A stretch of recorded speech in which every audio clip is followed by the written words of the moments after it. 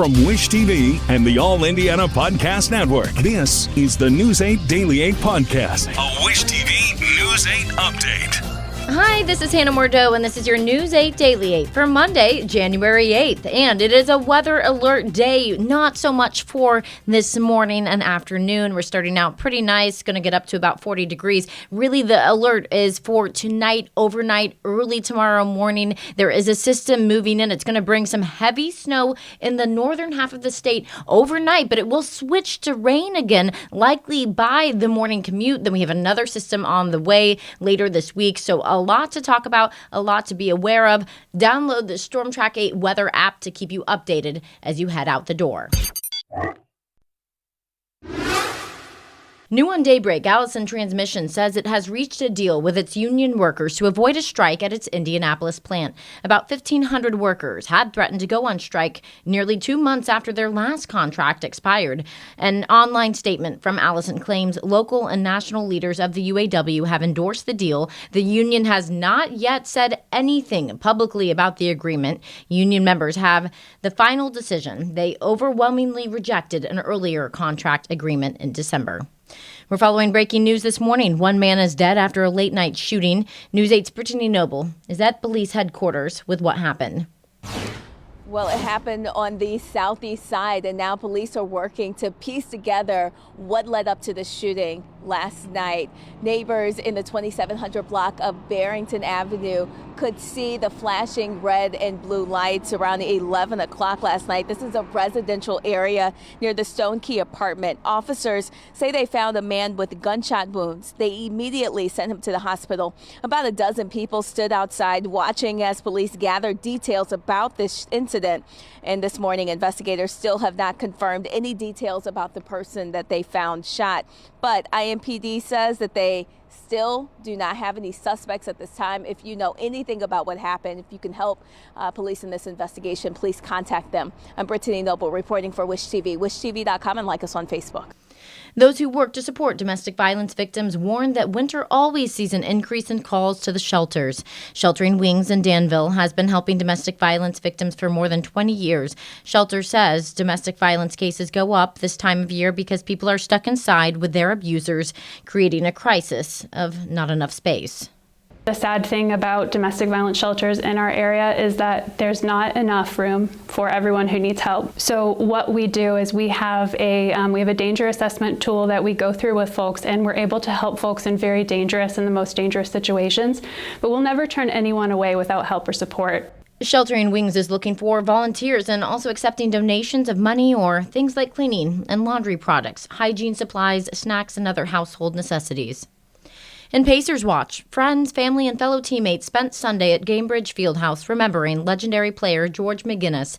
A celebration of life ceremony was held there yesterday afternoon. McGinnis died last month at 73 years old. Several people spoke at the memorial, including Indianapolis Mayor Joe Hogsett and Pacers radio host Mark Boyle. George McGinnis was a magnificent basketball player, one of the best the sport has ever produced. But as good as he was at playing basketball, George McGinnis was a much better man.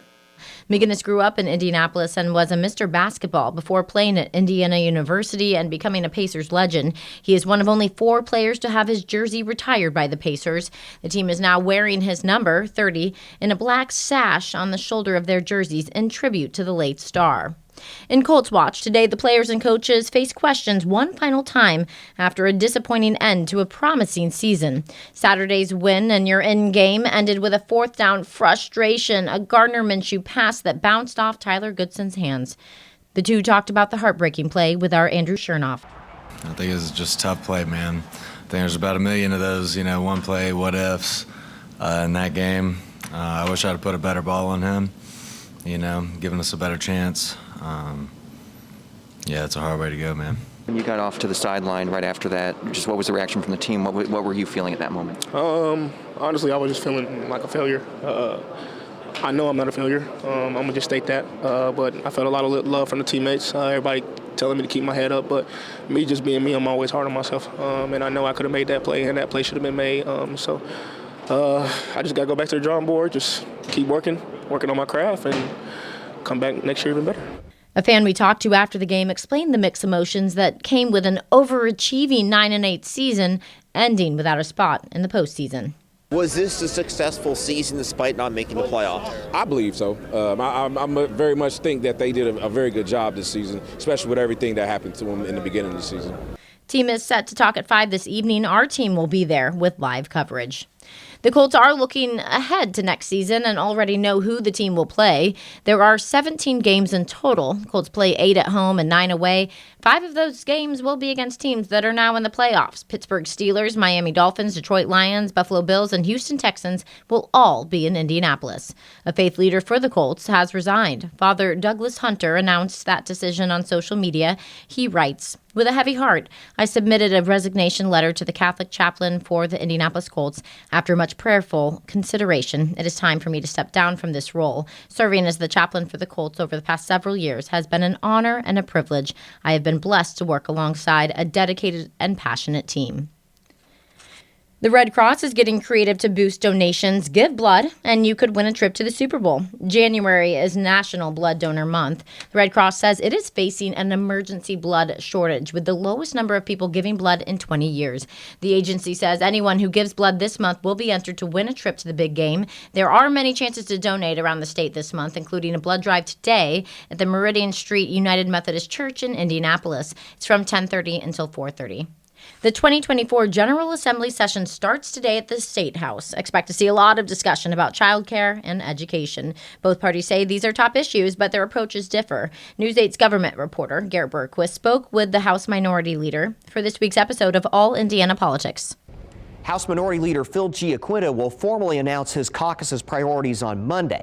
Even though lawmakers officially aren't supposed to touch the budget during short sessions, Giaquinta tells me that hasn't stopped them from altering the budget in the past.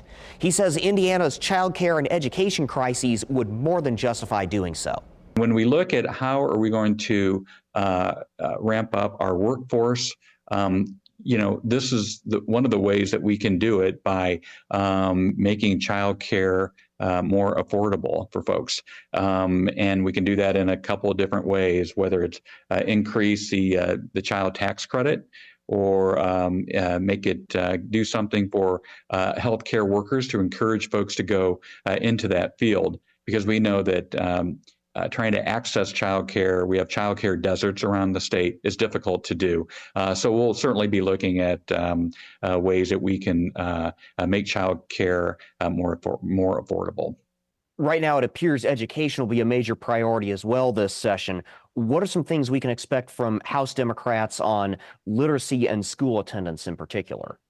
Well, when it comes to, there's been a lot of discussion about the third grade reading test. And as I said the other day with a group of educators, we really need to be more proactive. And I believe that we need to fully fund pre-K, make it affordable. We have areas across the state that it's either too expensive or there's not enough access to pre-K.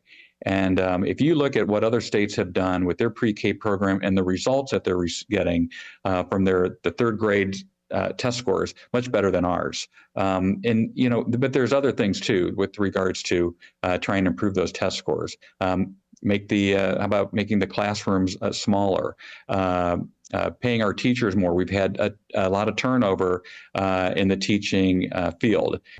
All Indiana Politics airs every Sunday morning at 9:30, only on Wish TV. I'm Garrett Bergquist for Wish TV, wishtv.com. And like us on Facebook. The date is set for President Biden's next State of the Union address. It's scheduled for March 7th, which is quite late in historical terms. Presidents usually deliver them in January or February. Biden's office says he will detail his priorities for the election year, including protecting the Affordable Care Act and finding new forms of student debt relief. The March date is also after two looming deadlines to head off a government shutdown. The first of those deadlines is January 19th. There is some optimism ahead of it. Lawmakers introduced a tentative deal that could keep things running through the end of the fiscal year. The deal includes $888 billion in defense spending and $704 billion for other areas. Both houses of Congress have 2 weeks to consider it and pass it. President Biden praised the agreement, saying it would avoid a needless government shutdown.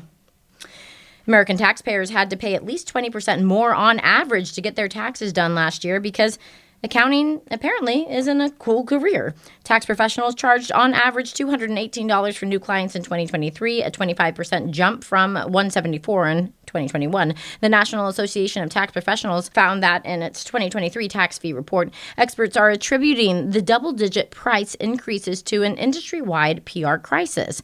Firms say they need to raise prices because they can't find enough staff to work, and they can't find staff because many college students still believe accountants sit in dark basements punching numbers into calculators. 31% of Gen Z live with a parent or family member because they say they can't afford to rent or buy their own place. Credit Karma says the high cost of housing is keeping many Gen Zers out of their own homes. While Gen Z includes kids as young as 11, Credit Karma only included responses from people who are 18 and older in the report. This has been your News 8 Daily 8 from Wish TV. I'm Hannah Mordeau. Watch us on wishtv.com and, of course, like us on Facebook. This is the News 8 Daily 8 podcast, a Wish TV News 8 update on demand for even more on demand and on the go. Connect with Wish TV on Facebook at wishtv.com and on the free Wish TV mobile app. Thank you for listening, and be sure to like, subscribe, and follow this podcast for updates every weekday morning on the All Indiana Podcast Network and wherever you get your podcast.